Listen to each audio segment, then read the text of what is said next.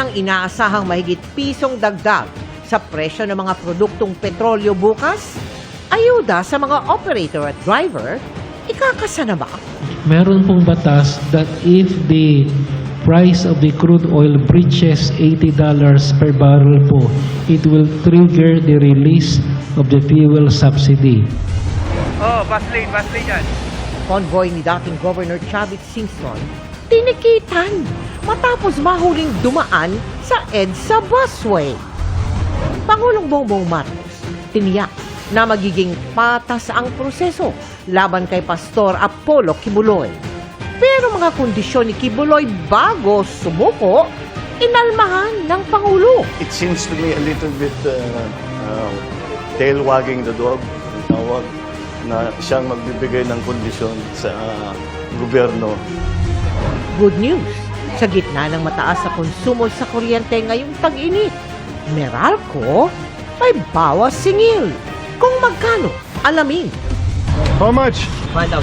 No, it's too much, bro. Kasunod ng pahayag ng tricycle driver sa viral video na siya umano ang inalok ng 1,000 pisong pamasahe, turistang naisakay niya, itinanggi ito.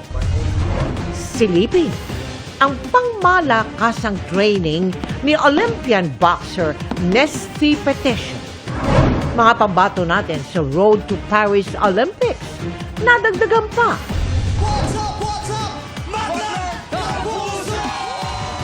At ang pinusuang pilot episode ng It's Showtime sa GMA, trending na. Panalo pa sa ratings. Live mula sa GMA Network Center, 20 taon nang nakatutok. 24 oras.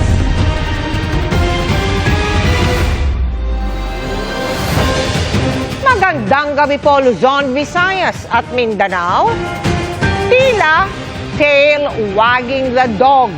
Yan ang sagot ng Pangulo sa kondisyong inihingi sa kanya ni Pastor Kibuloy para sumuko. Sabihin, tila pinapasunod daw ni Kibuloy ang gobyerno sa kanyang gusto. Gate ng Justice Department, hindi maaring magpataw ng kondisyon ng pastor.